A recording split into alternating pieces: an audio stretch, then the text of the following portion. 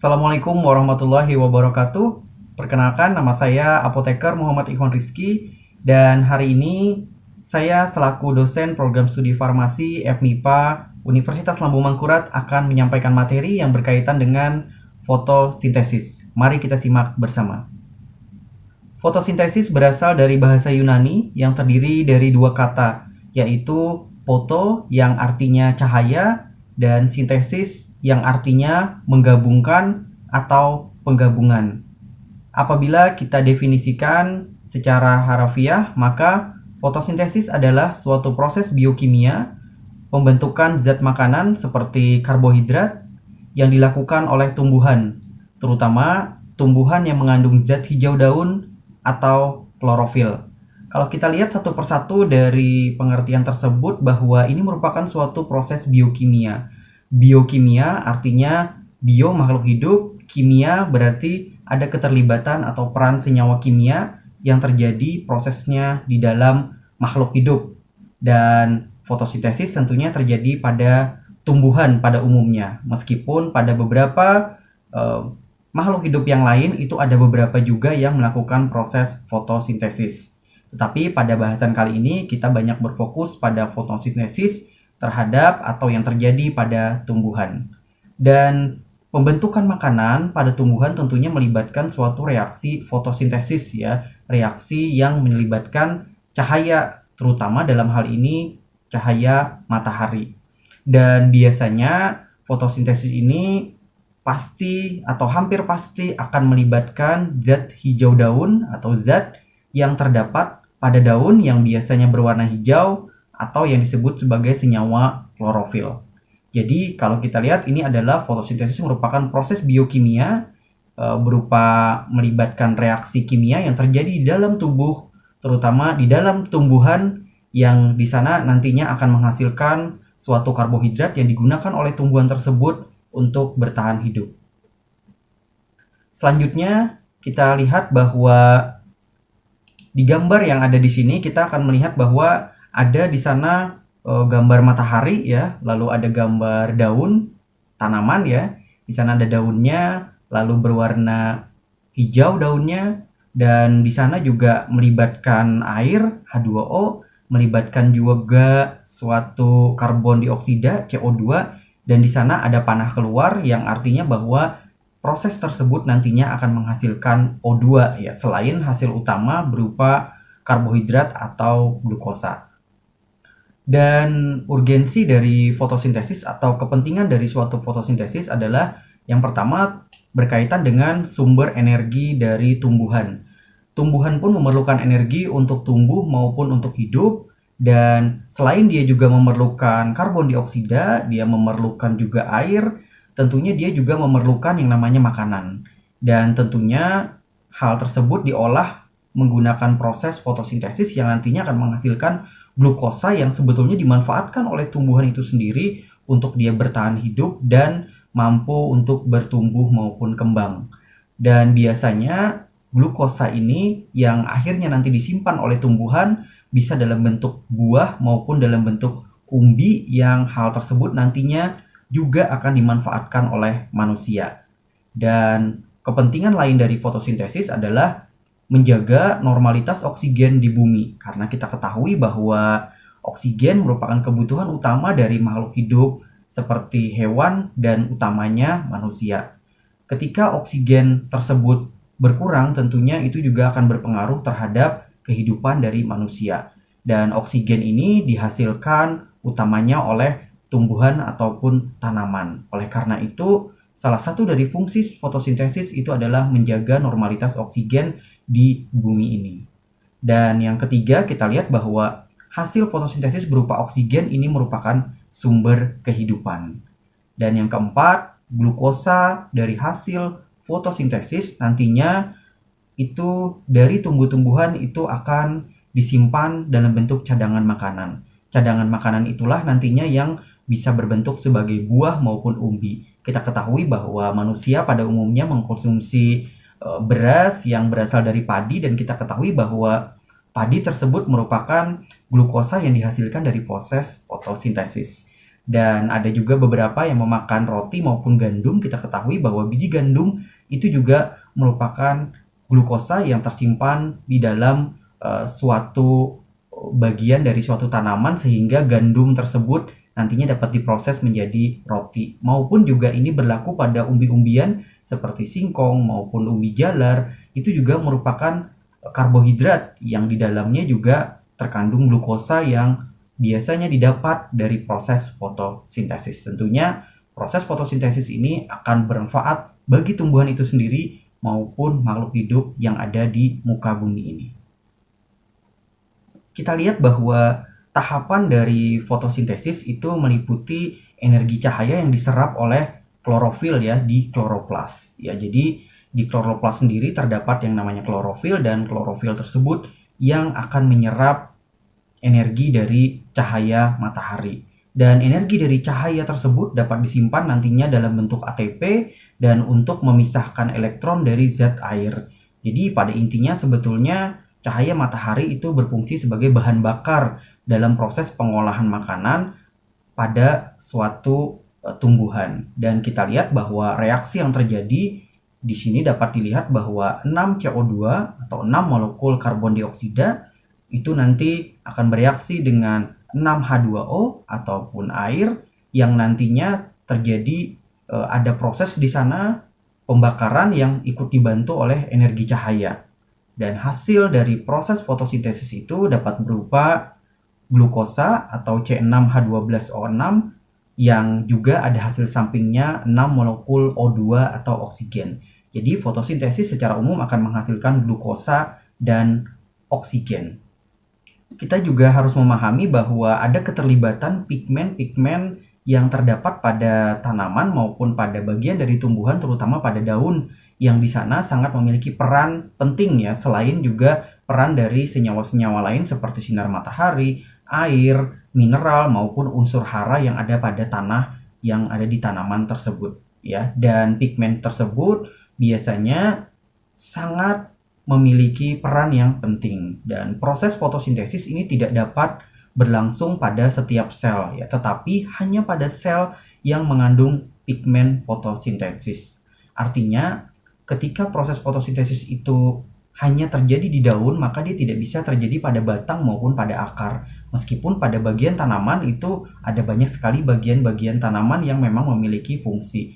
Namun yang bisa melakukan proses fotosintesis itu hanya pada daun, karena pada daun terdapat yang namanya senyawa atau pigmen fotosintetik ya, yang kita ketahui bersama itu adalah klorofil. Dan kemampuan daun untuk menyerap berbagai spektrum cahaya itu berbeda-beda ya. Jadi setiap tanaman itu memiliki daun, dan daunnya tersebut memiliki kemampuan penyerapan dari sinar cahaya matahari yang berbeda-beda. Dan termasuk juga keberadaan tanaman tersebut pada wilayah tertentu atau pada wilayah yang berbeda-beda, ini tentunya juga akan mempengaruhi sinar matahari yang dapat diserap. Misalnya tanaman yang berada di daerah khatulistiwa tentunya memiliki kemampuan penyerapan sinar matahari yang berbeda dengan tanaman yang ada di Eropa ya, yang memiliki iklim subtropis ya. Tentunya ini sangat berbeda. Jadi letak dari suatu tanaman atau tempat tumbuh dari tanaman itu juga mempengaruhi sinar matahari yang dapat diserap oleh tanaman tersebut ya. Dan juga pada daun ini memang terdapat yang namanya jaringan mesofil, di dalamnya itu terdiri atas jaringan bunga karang dan jaringan pagar, yang pada keduanya itu terdapat memang kloroplas ya. Kloroplas inilah yang di dalamnya nanti ada yang namanya pigmen hijau daun yang biasa kita sebut sebagai klorofil. Kita lihat bahwa struktur dari kloroplas sendiri itu biasanya terdapat pada daun dari suatu tanaman.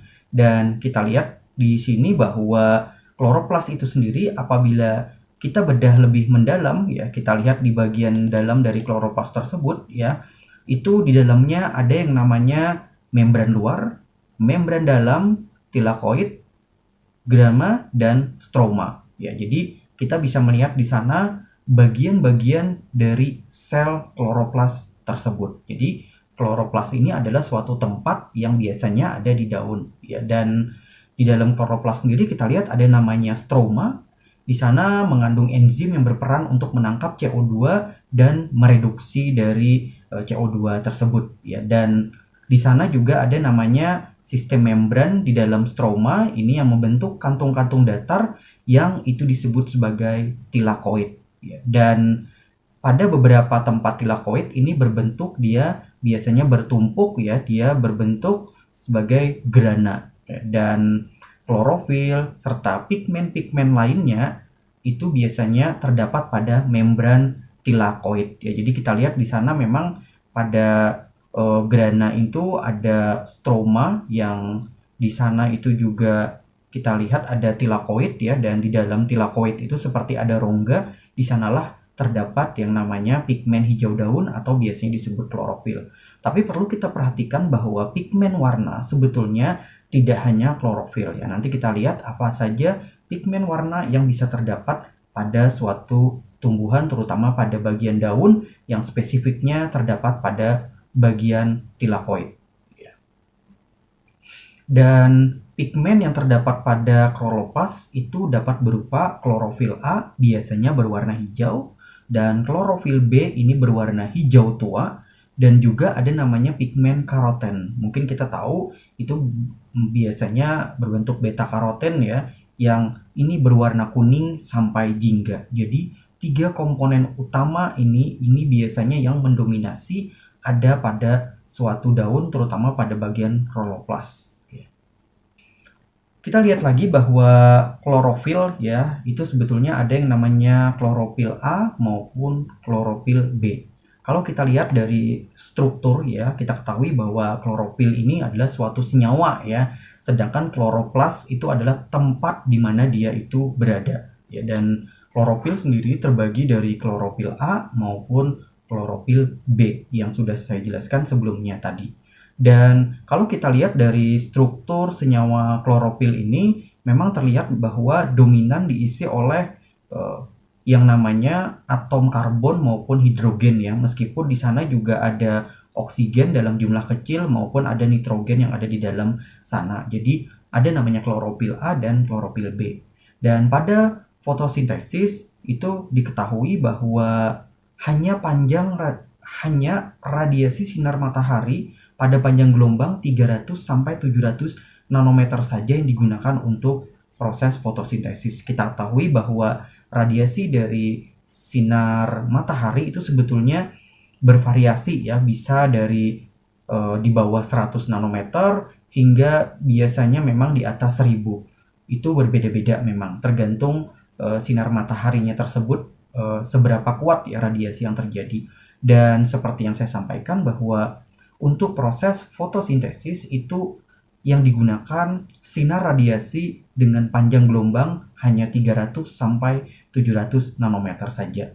Kita ketahui bahwa panjang gelombang ini adalah menyatakan bahwa jarak antara puncak gelombang dengan puncak gelombang yang lain. Dan semakin kecil panjang gelombang artinya energi itu akan semakin besar. Dan semakin besar panjang gelombang artinya energi yang dihasilkan itu kecil. Jadi kalau kita lihat antara panjang gelombang 300 apabila kita bandingkan dengan 700 nanometer, maka panjang gelombang 300 nanometer memiliki energi yang sangat besar, karena ini berarti jarak antara puncak gelombang dengan puncak gelombang yang lain itu kecil. Ketika jaraknya kecil artinya gelombangnya itu banyak ya. Jadi ini kita bisa pahami bahwa sebetulnya panjang gelombang ini berbanding terbalik dengan energi yang dihasilkan dari suatu sinar atau suatu cahaya. Dan nanti mungkin akan banyak didalami di materi terkait dengan spektrofotometri UV vis ya. Kita ketahui bahwa sinar UV itu biasanya pada rentang 200 sampai 400, dan sinar vis atau sinar visible atau sinar warna itu pada rentang 400 sampai 800. Tapi perlu diperhatikan untuk fotosintesis itu hanya berlaku dari panjang gelombang 300 sampai 700 nanometer saja. Kita lihat juga bahwa pigmen yang berbeda itu menyerap cahaya pada panjang gelombang yang berbeda pula. Kita lihat bahwa klorofil A ini terutama biasanya hanya menyerap cahaya biru, violet, dan merah. Sementara untuk klorofil B ini menyerap cahaya biru dan orange serta memantulkan cahaya kuning dan hijau. Dan klorofil A ini biasanya berperan langsung dalam reaksi terang. sedangkan klorofil B ini tidak secara langsung berperan dalam reaksi terang. Nanti kita akan bahas bersama terkait dengan reaksi terang maupun reaksi gelap yang terjadi pada proses fotosintesis. Nah, kita lihat di sini bahwa dalam suatu fotosintesis itu ada yang namanya fotosistem, artinya sistem pencahayaan. Ya, dan fotosistem kalau secara definisi itu diartikan adalah suatu unit yang mampu menangkap energi matahari atau energi cahaya matahari yang terdiri dari klorofil A, kompleks antena, dan akseptor elektron. Jadi dia disebut sebagai suatu fotosistem, ya artinya sistem dalam proses penangkapan energi cahaya matahari tadi melibatkan yang namanya klorofil A, kompleks antena, dan akseptor elektron. Nanti kita lihat seperti apa yang dimaksud dengan kompleks antena maupun akseptor dari elektron ini. Dan fotosistem tersendiri itu terbagi atas dua ya. Untuk fotosistem 1 biasanya penyerapan cahaya matahari dilakukan oleh klorofil A yang dia sensitif terhadap cahaya dengan panjang gelombang 700 nanometer. Sehingga biasanya fotosistem 1 ini disebut juga sebagai P700 ya, singkatan dari panjang gelombang 700 nanometer.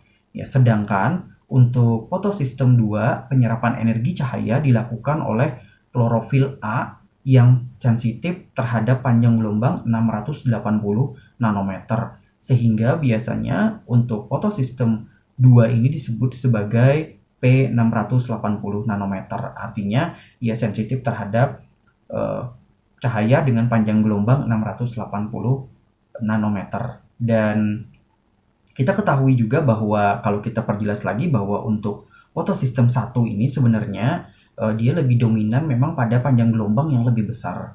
Ya, dan biasanya untuk fotosistem 2 ini penyerapan energinya di 680 dan untuk panjang gelombang yang lebih kecil dari 680 juga diserap oleh fotosistem 2 ini. Kedua-duanya memang sama-sama menggunakan klorofil A ya, tetapi klorofil A sendiri itu dia memiliki karakteristik yang juga ada berbeda-beda ya, sehingga ada yang sensitif terhadap panjang gelombang 700 dan ada juga yang sensitif terhadap panjang gelombang 680 maupun 680 ke bawah.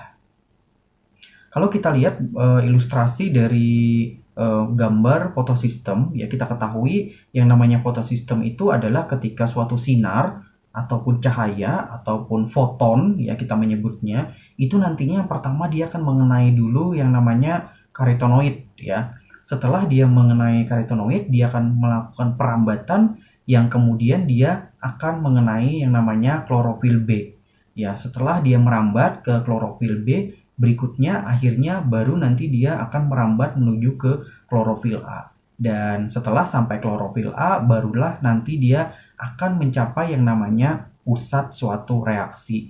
Nah, jadi yang namanya karotenoid, klorofil B, klorofil A itu disebut sebagai kompleks antena ya. Artinya kalau kita ketahui ada yang namanya antena televisi ya, dia itu artinya menangkap suatu sinyal ya. Makanya ini adalah senyawa-senyawa yang mampu menangkap suatu sinar maupun suatu cahaya ataupun suatu foton ya, sehingga dia disebut sebagai kompleks antena. Artinya dia penangkap dari suatu foton tersebut yang nantinya dia bentuknya seperti corong dan akhirnya klorofil A lah yang nanti akan melakukan eksekusi untuk menjadi pusat atau untuk nantinya dia akan menghantarkan foton tersebut ke pusat reaksi yang terjadi ya. Termasuk juga gambar di sebelahnya juga sama ya, menjelaskan hal yang sama, tapi dari posisi atas kita lihat memang ada rambatan foton tersebut melewati karotenoid, klorofil B, baru dilanjutkan dengan klorofil A hingga sampai ke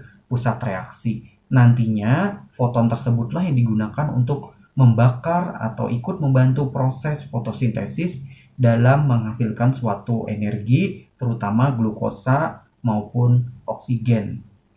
Dan kita ketahui pada fotosintesis itu terdapat yang namanya reaksi terang maupun reaksi gelap. Ya, mari kita simak bersama-sama. Untuk reaksi terang ini terjadi 3 proses yang itu terjadi di dalam membran tilakoid. Ya, dan yang pertama adalah pigmen fotosintesis nantinya menyerap cahaya dan melepaskan elektron yang akan masuk ke transport elektron. Berarti ada perpindahan elektron yang terjadi di sana karena dari proses penyerapan suatu cahaya. Bersamaan dengan itu terjadi yang namanya fotolisis air atau pemecahan dari air, karena kita ketahui bahwa air juga terlibat di dalam proses fotosintesis atau sebagai bahan baku juga untuk proses fotosintesis. Ketika ada pemecahan air ya, itu nantinya akan terpecah dan pecahannya salah satunya akan menjadi oksigen serta juga ion-ion hidrogen H+ dan juga elektron ya, dan nantinya ATP dan NADPH akan terbentuk ya. Kita ketahui ATP adalah adenosine trifosfat atau suatu senyawa yang memiliki energi yang tinggi ya, dan pigmen fotosintesis yang melepaskan elektron akan menerima kembali elektron dari molekul air sebagai ganti elektron yang hilang tersebut.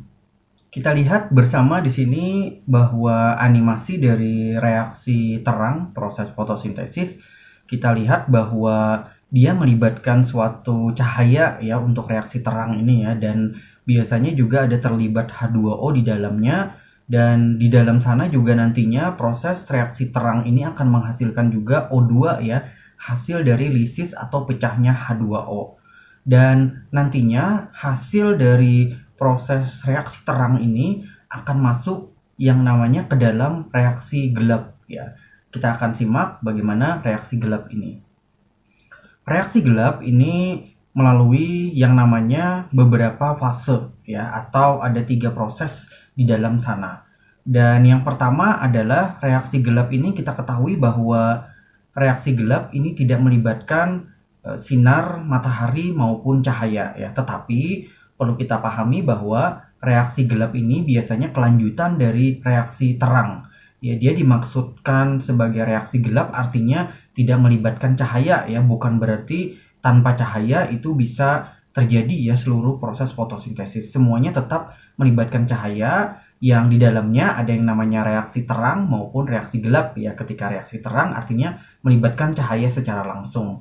Hasil dari proses reaksi terang itu masuk ke reaksi gelap ya, yang artinya cahaya atau sinar matahari sudah tidak terlibat lagi di dalam proses tersebut. Ya, dan kita lihat di sini ada 3 proses. Yang pertama ada yang namanya fase 1 atau fiksasi karbon, fase 2 yaitu reduksi, dan fase 3 berupa regenerasi ya. Pada fase pertama terjadi penempelan molekul CO2 ya ke ribulose 1,5 bifosfat ya, atau RUBP. Jadi CO2 itu akan mulai terlibat di sana dan akhirnya akan terjadi penempelan dengan RUBP yang dia menghasilkan 3 asam fosfogliserat atau biasanya disingkat sebagai PGA. Ya, ini adalah proses fase fiksasi karbon ya, atau disebut sebagai fiksasi. Artinya di sini ada penempelan ya antara karbon dioksida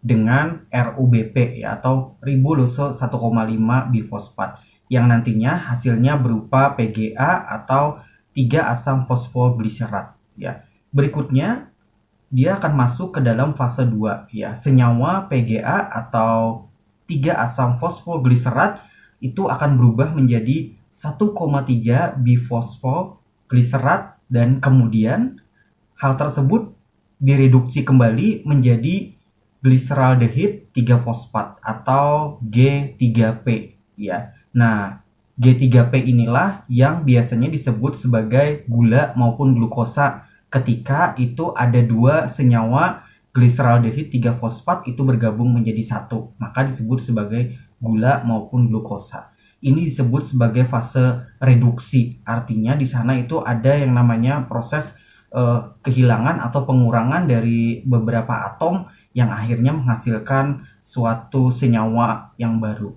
ya, makanya disebut sebagai fase reduksi. Pada fase reduksi inilah akhirnya glukosa maupun gula dapat terbentuk ya, dan selanjutnya akan masuk lagi ke tahap ketiga yang disebut sebagai fase regenerasi. Artinya pada fase ini 6 molekul gliseraldehid 3 fosfat atau G3P awalnya terbentuk 6 ya, kemudian diambil 5 molekulnya yang untuk kemudian diregenerasi ya untuk kembali lagi menjadi RUBP atau ribulose 1,5 bifosfat ya. Artinya reaksi gelap ini melibatkan yang namanya biasa disebut sebagai siklus Kelvin ya. Dalam siklus Kelvin ini yang namanya siklus artinya dia terjadi perputaran untuk kembali ke siklus yang semula ya. Dan untuk reaksi atau siklus Kelvin inilah yang biasanya disebut sebagai reaksi gelap. Reaksi yang biasanya hanya melibatkan senyawa-senyawa kimia tanpa melibatkan dari sinar maupun cahaya matahari.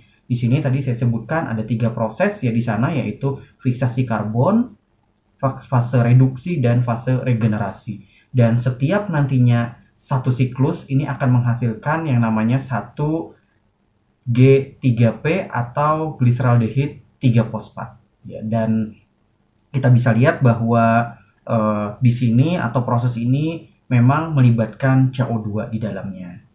Dan juga pastinya dia juga melibatkan hasil dari senyawa dari proses reaksi terang yang sebelumnya telah terjadi. Dan kita lihat bahwa hasil dari siklus Kelvin ini yang ada di sini nantinya akan menghasilkan suatu gula maupun glukosa.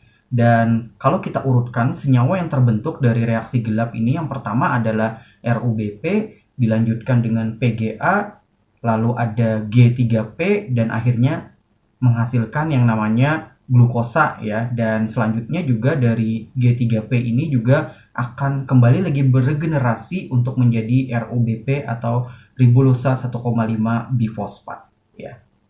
Dan siklus Kelvin ini biasanya menghasilkan atau biasanya siklus Kelvin ini akan memperbaiki ya satu molekul karbon sehingga dapat digunakan untuk memproduksi gula ya. Dan hal ini berarti ya untuk membuat satu molekul gliseraldehyde 3 fosfat itu memerlukan satu putaran siklus Kelvin.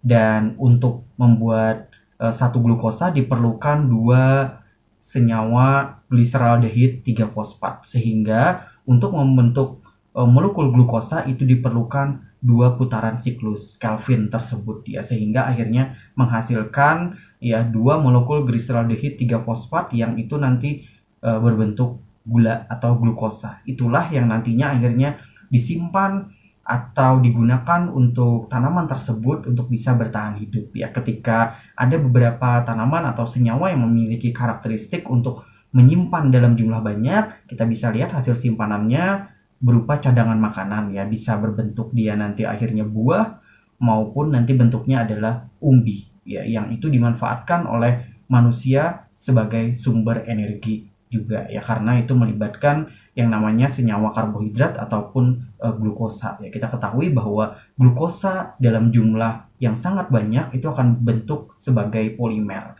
dan polimer glukosa itu dalam jumlah besar maka disebut sebagai karbohidrat. Dan kita ketahui bahwa karbohidrat itu adalah sumber utama dari kehidupan, juga sumber utama energi dari manusia selain juga air maupun oksigen ya. Dan kita ketahui bahwa yang namanya proses fotosintesis ini akan menghasilkan glukosa dan O2 ya. O2-nya untuk manusia maupun hewan bernafas ya, sedangkan glukosanya itu digunakan juga sebagai bahan baku untuk manusia menghasilkan suatu energi.